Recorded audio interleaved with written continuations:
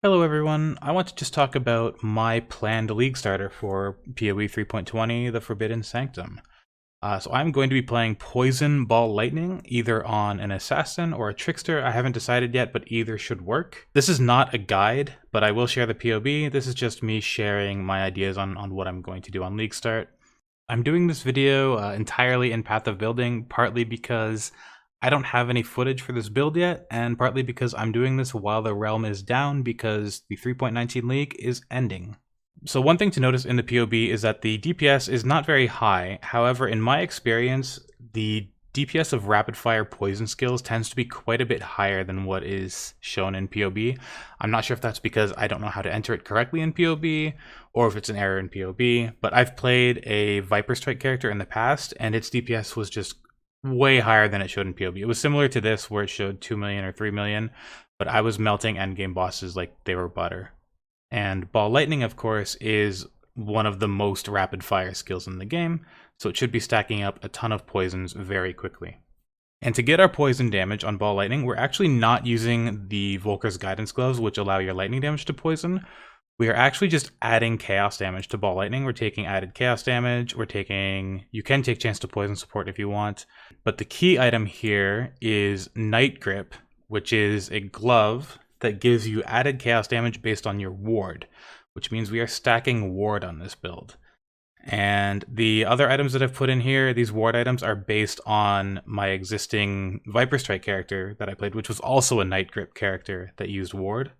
So the way Night Grip works is some of the damage that you take, actually most of the damage that you take, will ignore your ward. It will still take the whole bar of ward away from you when you get hit, so your ward will not reduce the incoming damage by as much. But the return, the trade-off, is that your ward gets added as chaos damage, or a portion of your ward gets added as chaos damage to everything that you do. And since we're doing this, we are also using Olroth's Charge, which this is a unique ward item that anytime our ward breaks, which is anytime we get hit, we gain Adrenaline, which is one of the strongest buffs in the game. So there's a weird balance you need to hit here, where you want your ward to break once in a while, at least once every 3 seconds, to keep Adrenaline up. But you also don't want to get hit too much, because if you're getting hit all the time, your ward is just never going to be active, and you're not going to be getting that bonus damage from Night Grip. So one of the things I'm doing to make sure that I'm not getting hit too much and losing my ward all the time is taking the classic Grace, Determination, Defiance banner combo. This just gives a lot of evasion and armor, which helps us not get hit so much, and when we do get hit, helps us reduce some damage, because we don't actually really have any other damage reduction in the build. It's more about avoiding the hits. And also the Determination there is only level 18, because I just don't have the strength requirement to level it higher than that. It's pretty hard to get strength on this build. We are taking Acrobatics, which converts our spell suppression into spell dodge. And the reason for this is ward, because I do not want to tank the spell hits. I want to avoid them so that they don't break my ward. And I'm getting enough spell suppression between my tree and my gear here that I have 60% spell dodge chance, which is pretty good. But again, I also want to sometimes get hit so that the ward does break. I just want to not be getting hit so much that I can't keep my ward up. So, like I said, there's a bit of a balance to be struck there. So there's a few things I'm doing to keep the ward sustained. One of them is to use an Iron Flask. And the reason I have my flasks set as active here is because we're using this Surgeon's modifier. There's a lower tier version of this too, but this gives you flask charges when you crit. And because Ball Lightning hits so rapidly, this should be very rapidly filling our flasks all the time, and they should basically always be active. I might need to invest in a little bit of crit in order to make this work, but I think I can find a balance here where the ward is, where we are losing our ward once in a while, but it's getting restored immediately, so that we always get the bonus damage from Night Grip, but we also keep the buff from Adrenaline. So that's part of why this is not really a guide, because there is some theory here that I need to balance out, and I need to test this quite a bit before I determine how strong it is. But I am confident enough in this to league start with it. Also, because we're using so many ward items, and because We want to use items like Ashes of the Stars and Skin of the Lords. I'll talk about Skin of the Lords in a second. Because of this, obviously, we won't be able to go straight into this at League Start. We should have enough damage to just farm some basic currency in order to start working towards these items. Night Grip is probably the first one that we want to work towards. Either that or Cerberus Limb, which is going to be our weapon. Cerberus Limb is actually pretty strong here. If it's not available early on because it's a Delve unique, you can use Heartbreaker or Singularity or Apex Rage. And I keep saying you can use, but I should be saying I will use, because this is not a guide and I actually am not recommending this as a League starter, so please keep that in mind. So Skin of the Lords, the reason I'm using this is because it gives 100% increased global defenses, and this affects ward. This doubles my ward, and there are no ward body armors. This is the only way to get ward from your body armor. It also gives +2 to level of socketed gems, which is pretty nice. The downside to Skin of the Lords, of course, is that it's corrupted and you cannot change the gem colors. So you have to get one in the right colors, which for me is 4 blue and 2 green. If I don't get the right colors, I will just have to try to find different gems that work with the skill, or I will just have to hold off on getting a Skin of the Lords. The other problem with Skin of the Lords is that it comes with a keystone, which can be any keystone on the tree. And some of these are build disabling, like the one that makes it so that you can only deal damage with totems. So I will have to make sure I get a Skin of the Lords with the colors that I want and a keystone that doesn't disable my build. I've looked through the keystones and I believe the best keystone available to me is Iron Will, and it's not really that strong, but it is a little bit of a DPS boost. And Iron Will is also right here on the tree, so it's not very far away if I want to just path straight to it. But it's not really worth pathing to, it's just, it is sort of the best option on a Skin of the Lords. So the next thing to mention is that I am taking Whispers of Doom, which allows me to apply 2 curses. And since we're using poison, the curses that I will be using are Temporal Chains and Despair. Those are the best curses for damage on a poison build, and the way I'm going to be applying them is with Void Sphere Hex Touch. So the idea here is to cast Void Sphere, which is a spell that pulls everything into it, pulls all the monsters into it. So it's going to pull everything into it, curse them with Temporal Chain so they can't really get away from it because they're all slow, and then I'm just going to throw ball lightning at them. Void Sphere doesn't really work on bosses, like it doesn't pull the boss. So on bosses, what I might do is use Arcanist Brand instead, which will just cast the curses by itself and not really do anything else.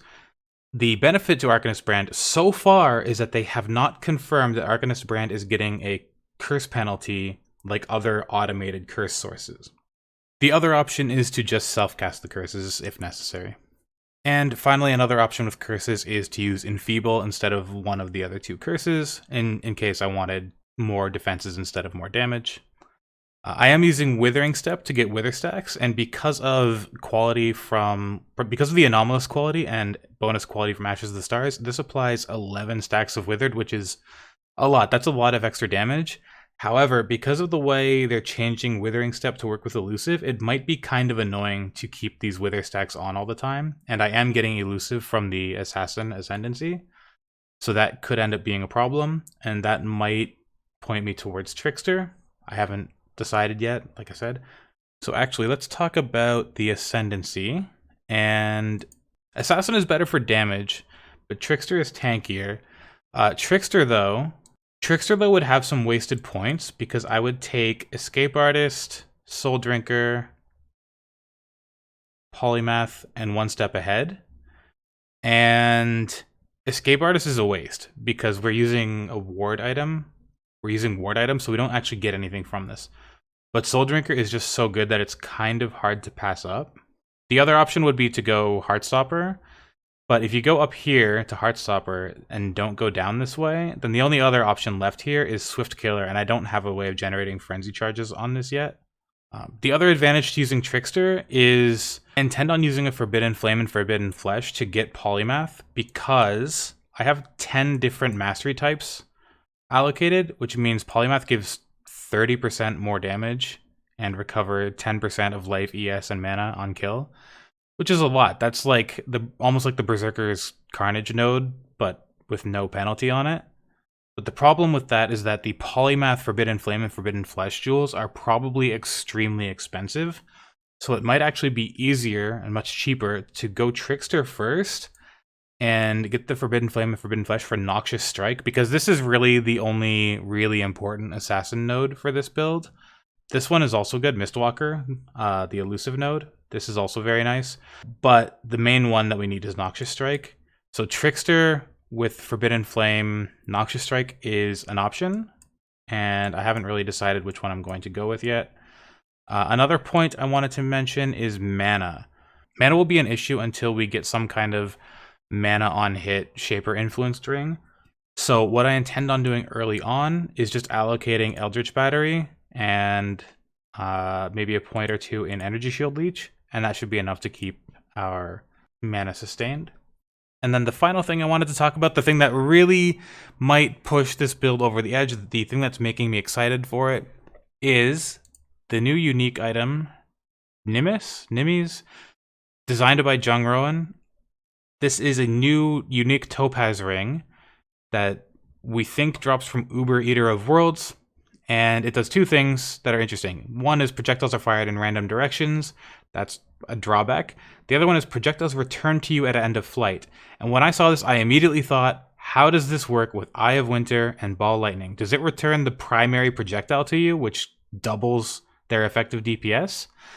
I think Eye of Winter is actually better here, because one thing I'm worried about is Ball Lightning doesn't really have an end of flight unless it collides with something. Ball Lightning can just keep going. However, the new League mechanic looks like we're in a pretty tight room, so it should be able to hit the wall pretty quickly and then bounce back to us. I won't have this ring on League Start, obviously, especially if it drops from an Uber boss, then it's not going to be available right away. But I think that projectiles that have sub-projectiles, like Eye of Winter or Ball Lightning doesn't have sub-projectiles, but it's a projectile that has like a sub-attack. And any projectile like that that spawns additional things, I think is going to be very powerful with this ring. Anyway, my fallback plan, if this all sucks and doesn't work, is to just play Poison Blade Vortex, which is a well-known, tried-and-true build. We know it works. And hopefully that should also be pretty good in the Sanctum, because they've confirmed that standing closer to enemies means that they deal less resolve damage to you, and for Blade Vortex, you do have to stand pretty close to enemies. And I am planning on using Poison Blade Vortex to level with until I get probably Spell Echo and Slower Projectiles, because those two gems are what will make Ball Lightning feel actually pretty good to use in the campaign. Before then, probably just Blade Vortex. Anyway, that is my plan for my League Starter build. It might end up being a disaster, but I'm pretty confident in this, and I've designed enough builds for myself in the past that I am prepared to modify this or adapt it if I need to, and I should be okay. So anyway, let me know what you're planning on starting. Let me know what you think of this idea. I do not recommend starting this because this is a bit of an experiment, and good luck on your League Start.